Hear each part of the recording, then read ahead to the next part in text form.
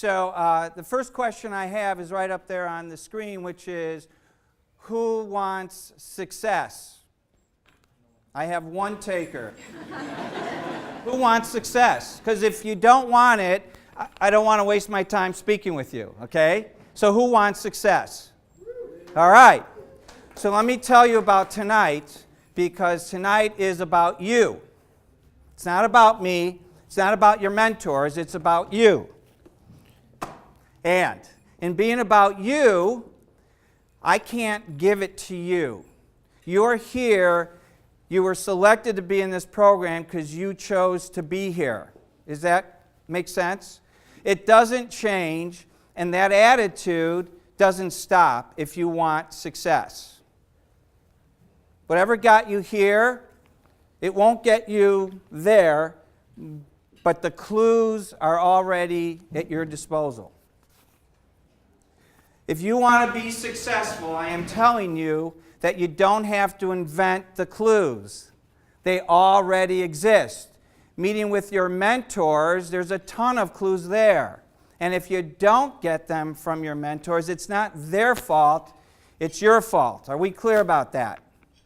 So my question is, who wants a job when they graduate? Who doesn't already have one? Who wants a job when you graduate? All right, my question to you is, do you have a resume to give me tonight to take to one of my clients? Who has the resume so I can bring to a client? You have it with you right now. Yeah.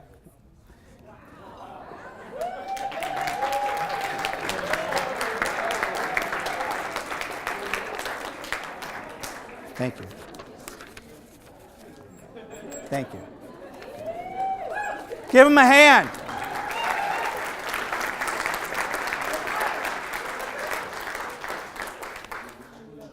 Whatever you want, you need to be intentional about it. This is a networking event, correct? And when you network, what do you expect to happen? Pardon? Communicate. What else do you expect to happen? Pardon? Getting business cards. Did you get any business cards? Not yet, but thank you for being honest. Do you know what that's called? It's called failure. And failure is a big part of success, folks, and we'll talk about that later. Thank you. Your name is? Christine. Thank you for being so courageous. So I want to be clear that from here on out, my goal is to crack your heads open and give you a little different perspective of what you need to do. What I have to say, some of you are going to love it, some of you are going to hate it.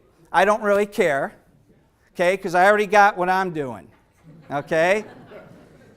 But for you, all I want you to do in any scenario where there's an opportunity is to walk away with just one golden nugget that's going to change who you are and what you're going to do going forward. That's it, just one. Just one. So the next networking event where you have a speaker and it's about business, what will you do? Bring a resume. You don't ever know who's going to be there and what they have to offer. Are we clear? Every networking event is another opportunity. Clear? Got it? Great. So, why are you here tonight? Why are you here tonight? Pardon? To eat. Excellent. Mission accomplished. That is one successful person. Your name? Anis. Anis? Nice to meet you. What else? What's another reason that you're here tonight? Pardon? It's required. Excellent. Just, you know what? Just keep checking it off the list. You guys are awesome. You're going to get to the end. What else? To learn something. Expectations. What were your expectations coming here? What did you think might occur, might happen, what you were going to do? Yes? Have a great speaker. Have a great...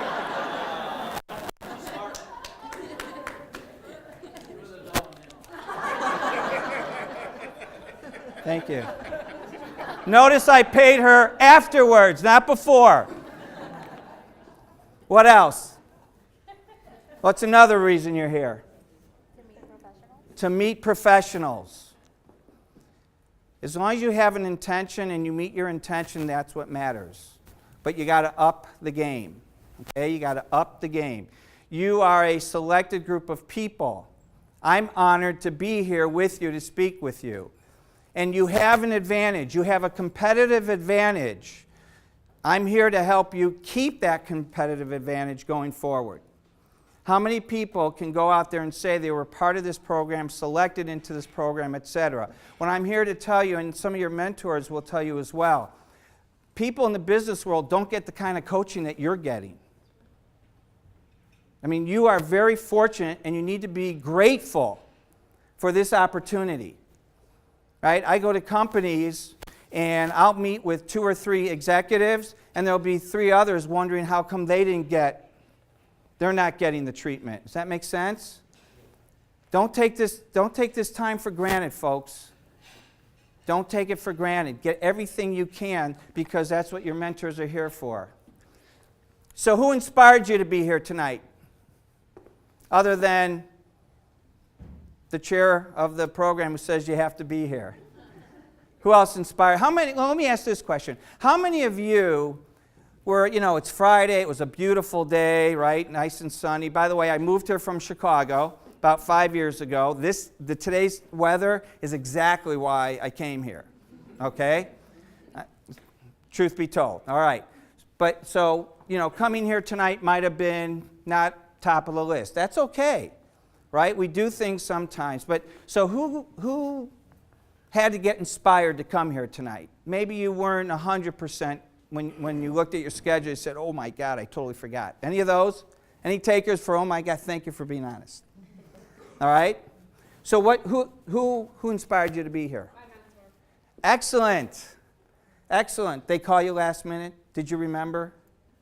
I remember. Great. So here's an important question. Do you know what you want to do after graduation? How many of you really, if you don't know, I didn't know. How many of you know what you want to do after graduation? Raise your hands. Okay. It's very important. Raise them high. I want you to look around the room, folks. The majority of you don't know what you want to do. And I'm here to tell you there is nothing wrong with that. That's why you have mentors. You have another, 4 months, 5 months before June graduation or May graduation. So it's okay that you don't know. All right? It took me 20 years to figure it out. Okay? So it's okay. But here's the key. As long as you pursue interests, something will fall. All right? It'll click. Don't worry. Don't get stressed out. Not yet. So, for those of you who don't know, what are you going to do instead? What are some things you've thought about? Heck, I don't know what I'm going to do. So what are you going to do instead? Any takers? Yes? Try out different things. Awesome. So what are some different things you've done? I am scheduled to assist on a photo shoot with someone doing like their e-commerce, so visual merchandising and things like that. And I've also switched jobs so that I can grow with the company. Great. Excellent. Any other takers? Who's doing something? Yes, your name? Mona. Mona, what are you doing? Every time I see an event, I research the company, check out the different positions, see if they interest me. Great. And then I also network with people and see what they're Great. about and try to get information from them. Yeah. There's a huge world out there. Hard to believe, right? Come to school, you got your classes, you got to study. Outside your rooms and the library, there's a huge world out there. Okay? That's why you network, to learn what's out there. Anybody who knows what they're going to do or want to do when they graduate? There were a couple people raise their hands. Yes. What is it you want to do when you graduate? I want to work in the public accounting firm. In where? In the public accounting. Public accounting firm. Excellent. Okay. So how many know about public accounting? Okay. Anybody not know about public accounting until right now? look, there are people, right? So your world just expanded. Another possibility. And by the way, in a public accounting firm, do you know there are marketing people, PR people, journalists, all right? So I want to get clear. Just because it's a type of company doesn't mean you can't do what you want to do in that company. Does that make sense? Are we clear? Okay, great. So, I don't know if you can read. Can you read it back there? Okay, I'll read it for you. So there are two people at a table, and one says to the other, "Your presentation was educational. I learned if you stare at a clock long enough, the hands start to move backwards." Folks, if you're going to go to some event and you're going to listen to a speaker, whether you like them or not, get one golden nugget. It's going to help you pay attention. Otherwise, you're going to miss the message. How many of you have heard of Stephen Covey? Seven Habits of Successful People. Thank you. So my first time I listened to him speak, we didn't have phones and all that sort of thing, but I was writing up my game plan as a manager in a top consulting firm. I completely missed it because it just didn't work for me. And I didn't get it. And I didn't have mentors to help me get it. And I missed it all. He came around a second time, and I listened because I missed out on promotions within the organization because I didn't pay attention. I missed out. I couldn't come away with one nugget to help my career because I was too busy watching the clock. How many have gone to a class, watch the clock? Any takers? Come on. Yeah, all right. That's okay because you're going to have another class, but you're not necessarily going to have another Stephen Covey. That doesn't come along often. I was lucky, very lucky, that I got a second round, okay? So, welcome to your new world, folks. I just want to be clear that your world is now the real world. And I'm here to share with you what's really going on out there. And you can listen to any report you want. You can listen to any newscaster, talking head, whatever they say. And some are going to tell you it's great. Some are going to tell you it's terrible. How do you decipher what's the truth? I can't help you there. I don't know. You know, they could tell me baseball is doing great. Teams are increasing their value. Well, if I were a Cubs fan, I'd tell you that can't be possible. Do you know who the Cubs are? The Dodgers, they pick on them every year, right? They're the happy losers, all right? So you have to figure that out for yourself, but I am here to tell you that the real world is a little bit different than the world you're in. And I'm not asking you to transform for the real world. I'm just asking you to pay a little bit more attention to what's real. So, how many of you have gone on interviews? Good, excellent. How many are going to go on some interviews? Any takers going to go on interviews? You're not going to go on interviews? Are you expecting us to come to you? I mean, really, because that's not going to work with me, folks. I came to you and it didn't work. Only 2 people got it. So let me tell you how it's going to work. You're going to get out there and you're going to start talking. And I have something to share with you. But people aren't going to really care what you have to say. It's just the way it is. And do you know why? Anybody want to take a guess why? Why aren't they going to hear what you have to say? What's that? They hear what they hear what they want to say. They hear what they want to hear, right? What do they want to hear about? What's in it for them. Now, back in my day, that was a radio station. I don't think they have radio stations in WIIFM. That was a band. AM, FM, right? But I want to tell you that's okay. It's okay to think about what's in it for me, as long as what's in it for me helps you and helps the greater good of the organization you're in. and the people around you. There's nothing wrong with it. How many have been on an airplane? All right?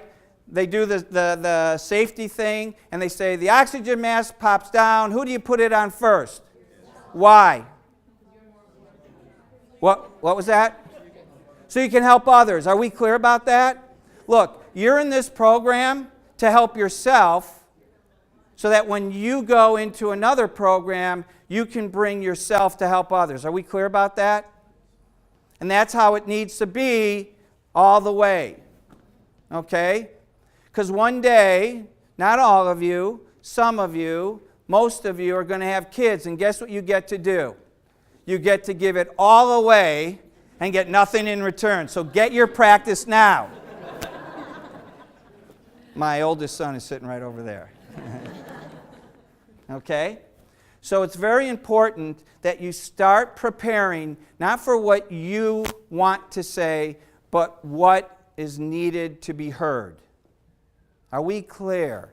So how many of you have gone an interview and it just didn't connect? It just, why? What happened in the interview? What went on? It was my first interview for PacSun, and I didn't fit like the store vibe. How could you tell?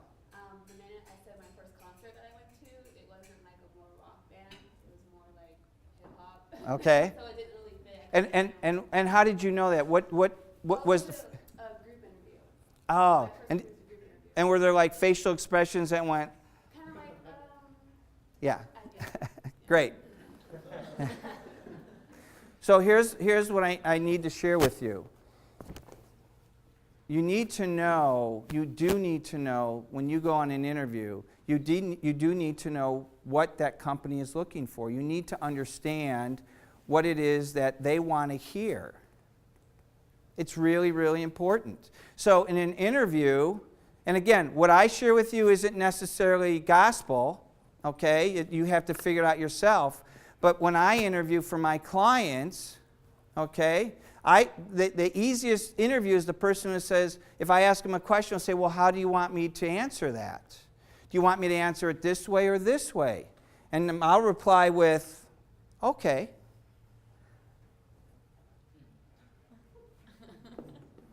It's not my interview. But you need to, it's okay to ask those questions. Ask your mentors. They'll tell you in an interview. Ask. The first thing I did before this presentation, Jenny, what did I ask? Stuart asked me all about you, actually. He wanted to know the relationship between the mentors and the team, how you get into the program. He basically wanted to know about the audience that he would be speaking to. So you see, people don't want to get to know you until you get to know them.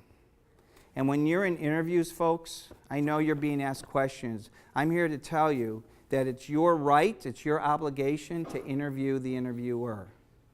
You need to know who these people are and what motivates them. How many of you have been on a job, maybe it hasn't been one of those long-term jobs, but you've been on a job and, I don't know, maybe a couple months into it, you learned about who your boss was.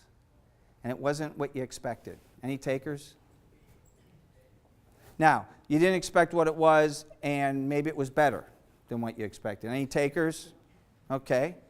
There's a secret there. The secret is find out who they are during the interview. Get intentional about why you're interviewing. It's important, but you can't do it unless you know what's in it for them. Okay? Does that make sense? All right.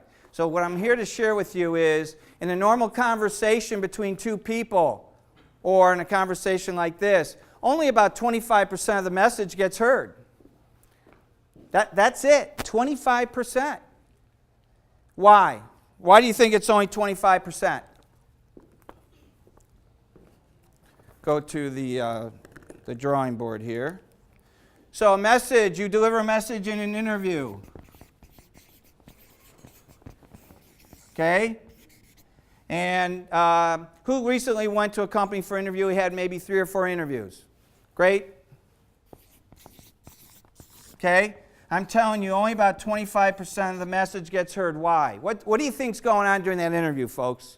We're human beings. Why? Pardon? Noise. Like physical noise? Mental distraction. Give me a specific distraction. A specific. They're thinking about what they're going to say next. Okay, so what I want to say. Great. And by the way, do you know how you can tell when somebody's not listening because they want to talk? Watch their lips. They're already moving. It's true. All right, what's another thing that gets in the way of them hearing the other 75%? They form an opinion. Ah, excellent. You already have an opinion about what's going on. Excellent. Yes? Ah, okay, great. Okay, who has the lecture at 8 a.m. in the morning? Who has the lecture at 8 a.m. in the morning on a Monday? Any takers? What are you thinking about Monday morning at 8 a.m. when you're walking in that room? Yeah. Thank you for being honest. Yeah, I want to sleep. And how long, in your name? Chris, thank you. How long does it take you, Chris, to wake up in that class? Honestly, how many? 15 minutes. You go to his class, you miss the whole generation. 15 minutes. Think about that, 15 minutes. Okay, what else? What else is on the brain? Things you have to do that day. Your to-do list. Awesome. All right. So all that stuff is on your brain. Well, I got to tell you a little secret about the people who are interviewing you. If it's not first thing in the morning, what do you think they're thinking about? Going home, dinner plans, kids' soccer. And if it's right before lunch, by the way, don't ever take an interview before lunch. Are we clear? I'm just giving you, guys, I'm serious. I am giving you the silver bullets to get heard because the world is so busy out there, it's hard to hear what you have to say. And when they're in a job and you're interviewing for a job, they don't care what you have to say. So we got to make them care. And that ain't going to happen before lunch. And it's not going to happen at 4 o'clock at night. Right? When are you the freshest? When are you on top of your game, folks? Early morning. Some of you might be afternoon. Let me give you another silver bullet. They say, hey, can you come in at 10:30? What's going to be your response now? No. Thank you. You can tell them, look, I can squeeze it in, but I'm really open at 8:39. It's okay to do that, folks. That's the world out there. That's the real world. Okay? And I know it's going to be hard for some of you. I get that. But you got to learn to start asking. You're not being greedy, but you want the best opportunity for yourselves. Does that make sense? When you interviewed here, did you just come in, cutoffs, hang 10? I learned that when I moved out here, hang 10. I even know what it means. All right, did you do that, or did you get your head in the game? Anybody just kind of stroll in, say, hey, what's happening? I'm here for an interview. Is that how you did it? Or were you given a specific time? Specific time. Be prepared, right? Everything is preparation, folks. I can't remember the quote off the top of my brain, but there's a quote about being lucky. Part of it is X, the other part is preparation. Okay? Preparedness meeting opportunity. Thank you. Louder, please. Preparedness meeting opportunity. Are we clear about that? Let me get my little toy here.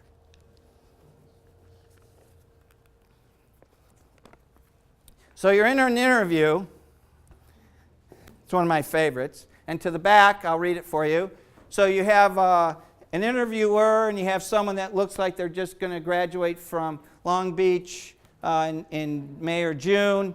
And the interviewer says, so, tell me a little bit of what you think I want to hear about yourself.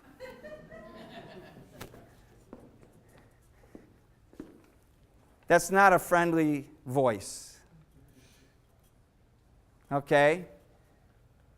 You are in the interview to learn about them as much as they are you. And I want to share something. This, by the way, may I share my personal stories with you? I need your permission. Let me tell you, this is a real story. So this is what I do.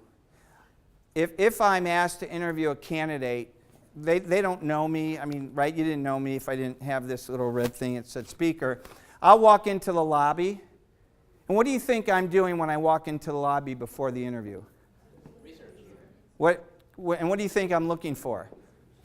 Personality type, what they're thinking, People's etiquette.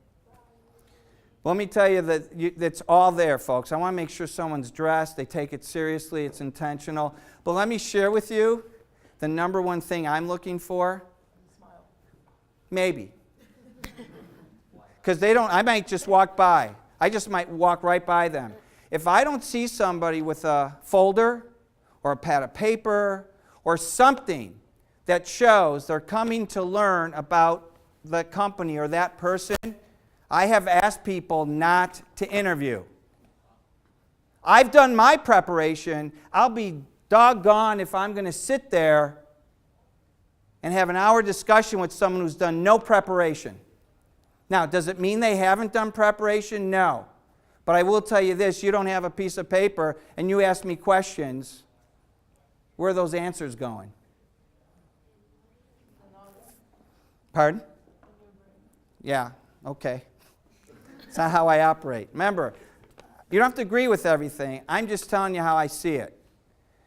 I've had people, when at the end of an interview, and I ask them if they have any questions, and they say no. Really? They've been on 2, maybe 3 interviews. How much time do you think they've spent in that company? In 3 interviews, on average?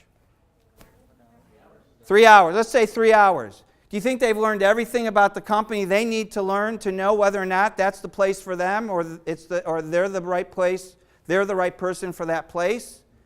No. And they have no questions. Folks, you want success, it's your choice. And it all matters as to how you decide you're going to show up. That's my personal take. So when you see me in the lobby, please have a pad of paper ready to go. Make sense? So, defining your success, planning your future. Step 1, plan with the end in mind. How many of you know where you want to be in 10 years? Okay? So in order to know where you want to be in 10 years, you need to know where you're going to be probably 5 years from now. And in order to know where you're going to be 5 years from now, you need to know where you're going to be 3 years from now, and then 1 year, or 2 years, 1 year. You got to know where you want to be at the end of this year.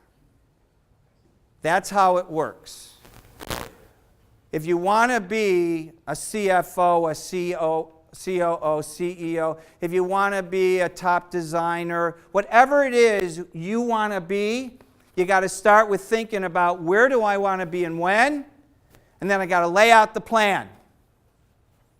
There are plenty of people that move up with no intention and no plan. Good for them.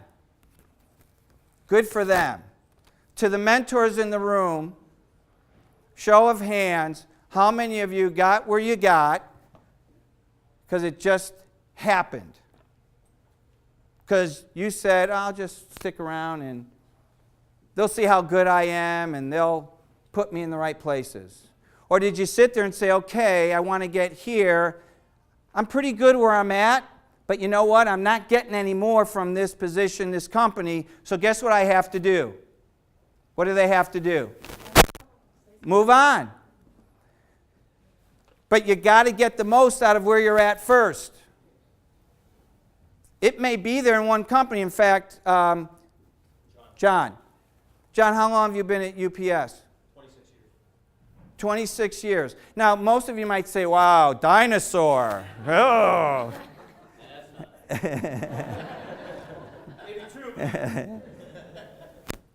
But what I'm here to tell you is that you can be at a company as long as you want because you're going to find opportunities in that company. And if you think the opportunities are just sitting there waiting for you, they are, but they're not waiting for them to come to you. What are you going to have to do? Pardon?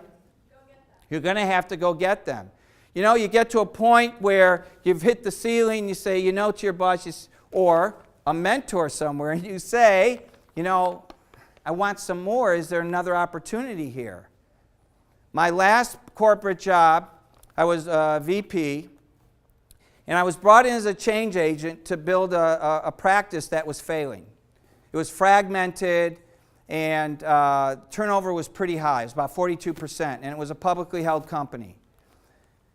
So I was brought in, and they asked me to make this thing hum, okay? They wanted it done in about 5 years. 3 years later, you know, it's about $750 million, 5,500 people, 141 branches across the country. I knocked on the door of my boss, nice man, generous man, handcuffed because of the options of a public company, and he asked me, he said, what are you doing here?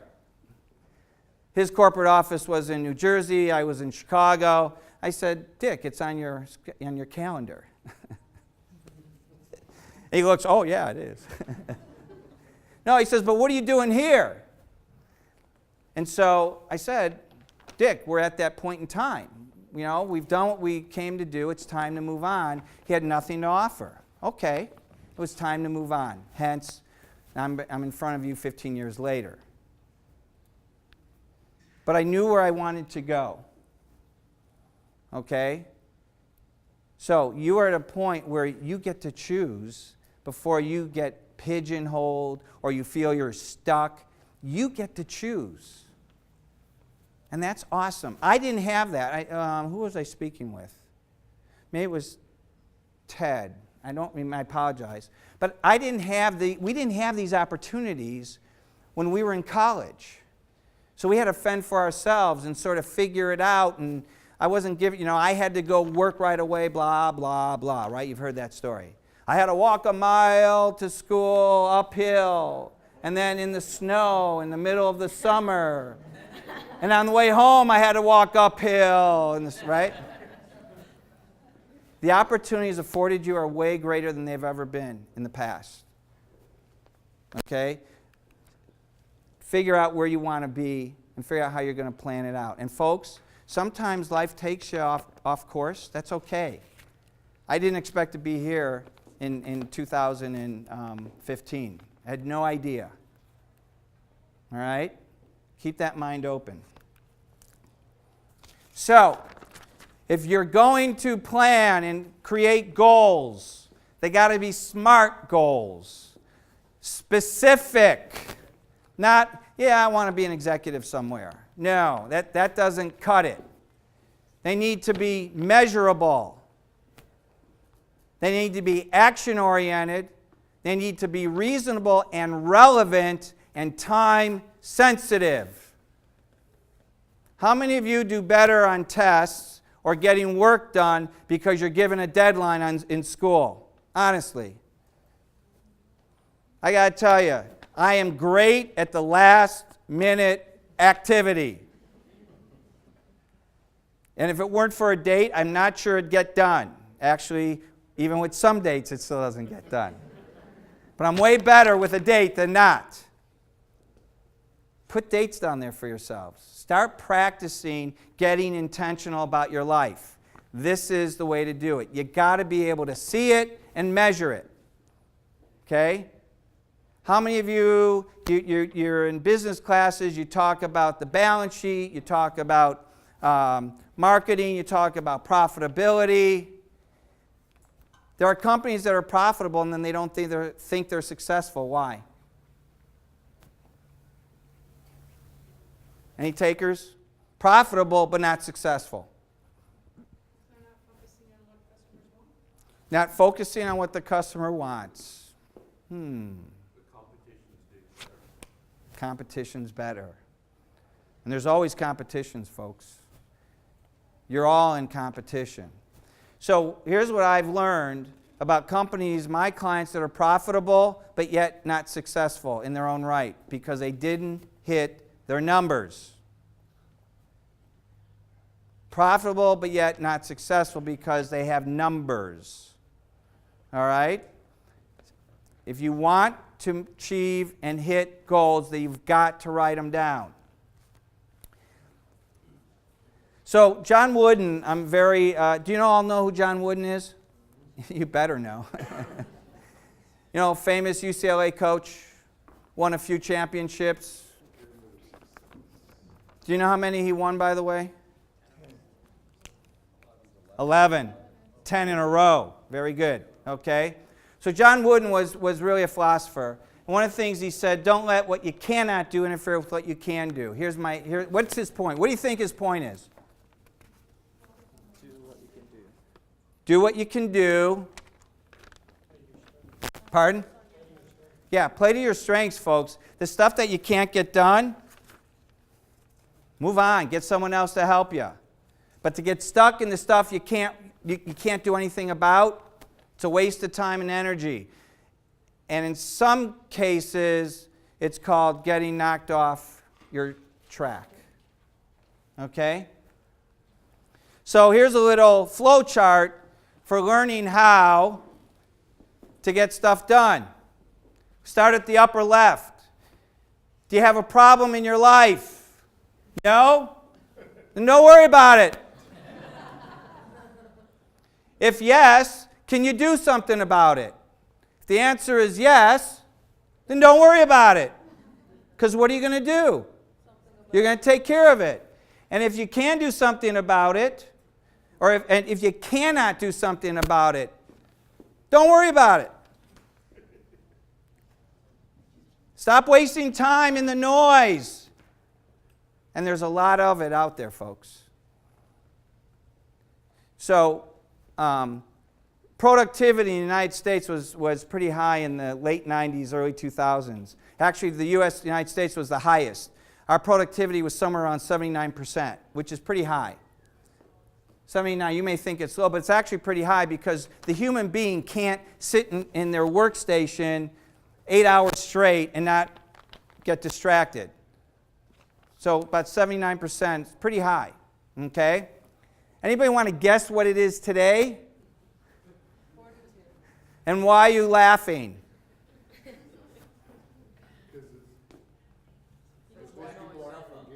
Cell phones. Internet. Lack of engagement. So who likes the cell phone? Honestly, who likes their cell phone, their device? Honestly, who likes it? And who likes when they're at their workstation, likes to look up an item on the internet on occasion, take a break? And who likes to email a message rather than pick up the phone? You don't want to work for Volkswagen. Anybody here wanted to work for Volkswagen? You don't want to work for Volkswagen. You are not allowed to send emails. They got tired because what happens when all you do is send emails? By the way, did you know that when you type all caps on an email message, it means someone's yelling at you? Like, who invented that? I don't get that. I mean, literally, someone sent me an email like that. I respond. They called me and said, do you realize how upset I was with you?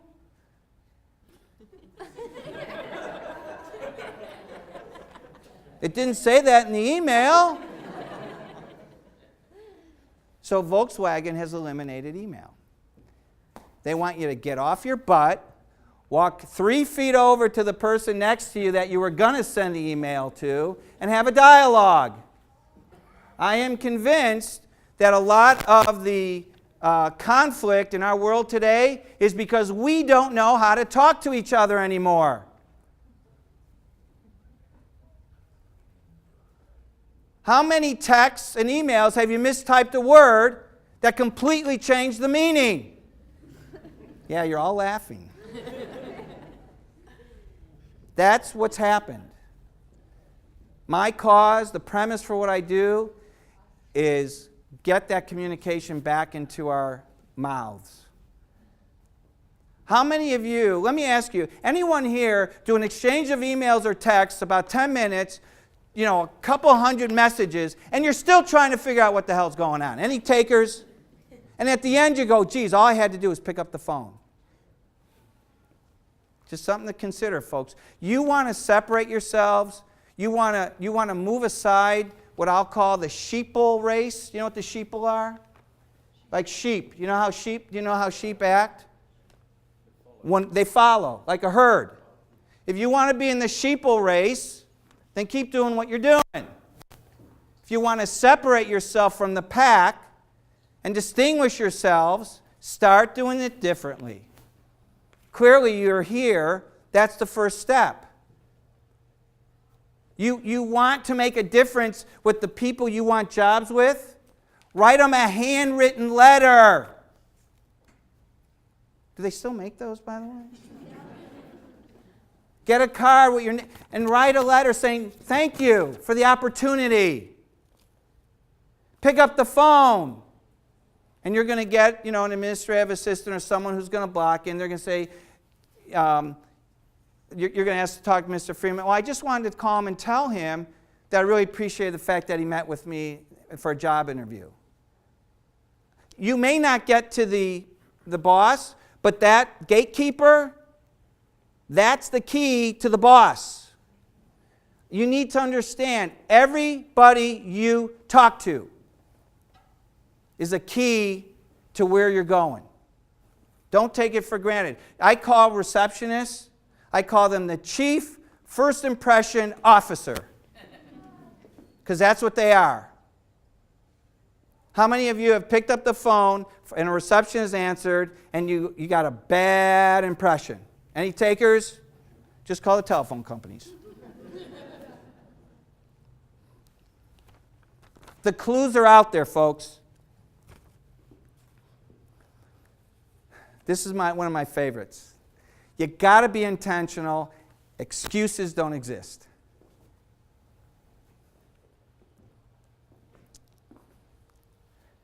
I can't tell you how many clients, companies I have been in when stuff hits the fan and people start pulling out all the excuses.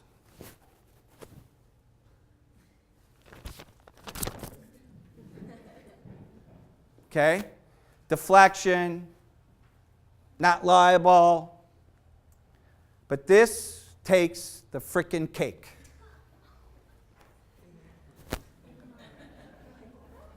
Can you see that in the back? I thought I had seen everything. I thought I had heard everything. And then I got this.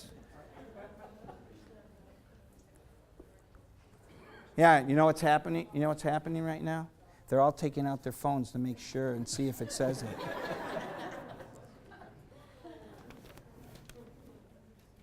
This is the epitome, I think, of our society. It is the ultimate blame game. Don't blame me for typing with errors. Blame the frickin' device. Then I guess I better give the bonus to your device as well. Oops. Folks, some of you have that on your devices. I'm not here to judge you. I'm just here to say, what do you think people think when they see stuff like this?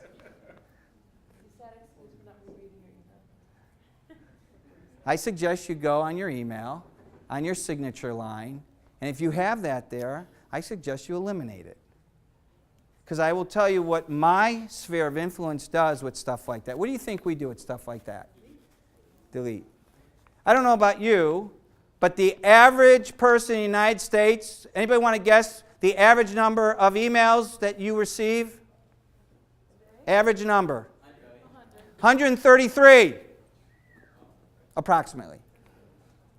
133. I'm not looking for a reason to read them. I'm looking for a reason to what? Delete them. That's a reason in my book. Yes, will I miss something important just because of that? You bet. I'm willing to take the risk. Because I got 132 others to get to. Does that make sense? Folks, I'm not here to ridicule you. I'm here to make fun, have a little levity, but this is real stuff. And I'm trying to help you step aside and get out of the sheeple race. That's all I'm trying to do. So you got to be courageous to fail. Don't waste your time hating a failure. Failure is a greater teacher than success. And I want to be clear about something. Success does not come from success. Success comes from failure. You've heard of Michael Jordan? Okay.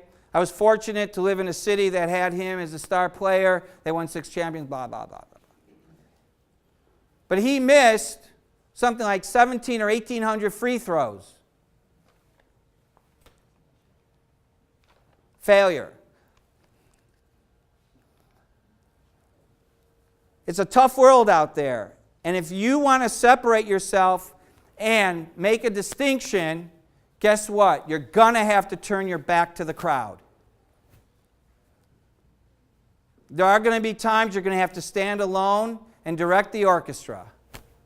And you're not going to know what's going on behind you, folks. And in any case, it's none of your business. In my opinion, the world's greatest failure, Abraham Lincoln. I don't know if you can see it because of the gray, but let me just sum it up. From 1830 to 1860, the man failed at just about everything he attempted. Senate, Congress, running for Senate, running for Congress, businesses, in his personal life. He lost a son. He lost his first fiance. And yet, in 1860, what happened, folks? He got to sign his name, President of the United States. Pretty impressive for someone who's done nothing but fail. So if you're afraid to fail, you're holding back. If you're afraid to fail, then you haven't put it out on the table. Anybody here not fail? Anybody? Who failed yesterday? Raise your hands. I'm raising my hand because I failed yesterday. So just 6 of us failed yesterday? I'll find something. Who got here after 6 o'clock tonight? Raise your hands. You all failed. What was it called for, folks? It's called for what? 6 o'clock. That's all. Failure's not a bad thing, but you have to get honest with yourself. Your personal brand, folks. And let's be clear. Your talent is God-given. Your fame is man-given. You need to be grateful. But conceit is self-given. Be careful.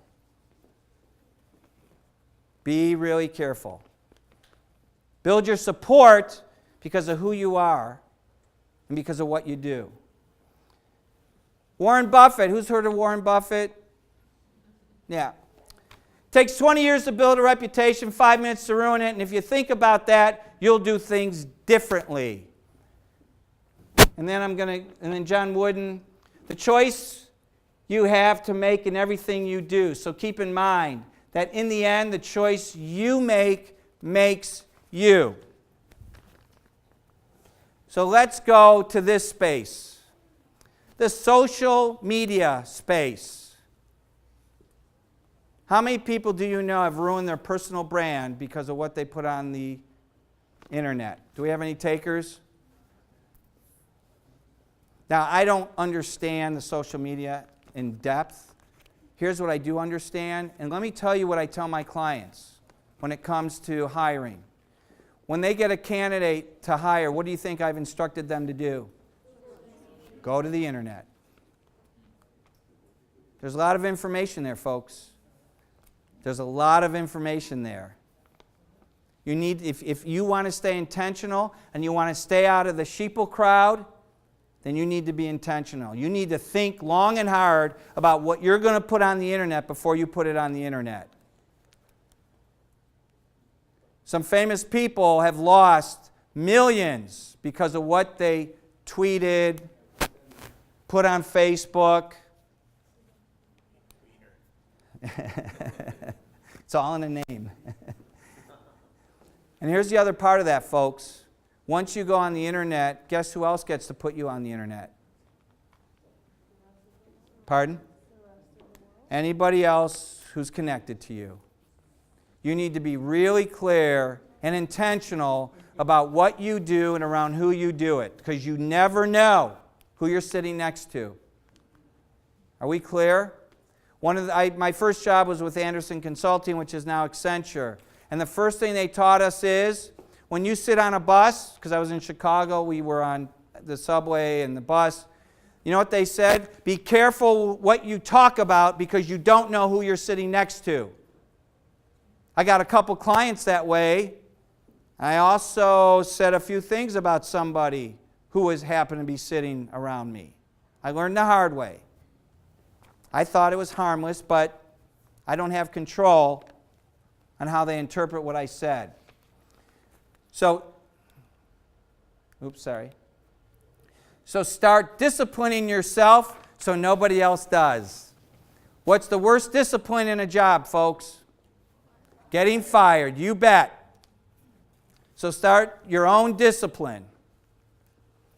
Be more concerned with your character than with your reputation.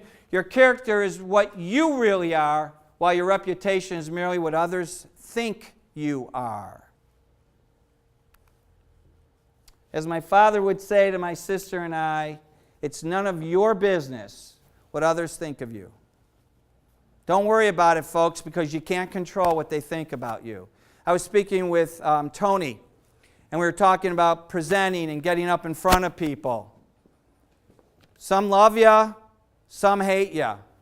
It's the way it goes. You can't connect with everybody. But it's the character about who you are that matters, that you take it and move on. 3 easy words by which I'd like to think I do my best to live by. Be, do, have. Be who you are, not what you perceive others want you to be. Always, always do the right thing for others and by others, and have. You cannot control the outcomes, you can only pursue them. Be who you are, always do the right thing, and the majority of the time you will have what is right for you. How many have gone on an interview and thought you knocked it out of the park and you were going to get either the next interview or the job offer? Any takers? And then you didn't get it. Any takers? And then how many of you have been on an interview where you didn't think you hit it out of the park and you got the next interview or you got the job? Yeah, you can't control the outcomes. Just be who you are and do the right thing always. That's the real world, folks. It'll always come back to bite you if you don't. The choice is yours. You can't live a perfect day without doing something for someone who will never be able to repay you. And I'm going to tell you, that's why your mentors are here. Their expectation isn't that you're going to repay them, although I am going to tell you there is one payment they do expect in return. And that payment is that when you graduate and you get a job and you move up the rank and file, you remember your roots, you come back here, and you deliver the same support and opportunity as they offered you. That is all we want. That is the reason I do this work with the universities, is to bring it back to the community. Remember one thing, folks, I'm going to be really clear. You're not here because of you. You're here because of all your predecessors. They're the ones who put the school up, kept it going, got the right professors for you to be here and obtain this opportunity. Always be grateful and think of others. Seek opportunities to show you care. The smallest gestures often make the biggest difference. That thank you card, smallest gesture, is going to make the biggest imprint on your next employer. I guarantee it. Any questions? Anything at all?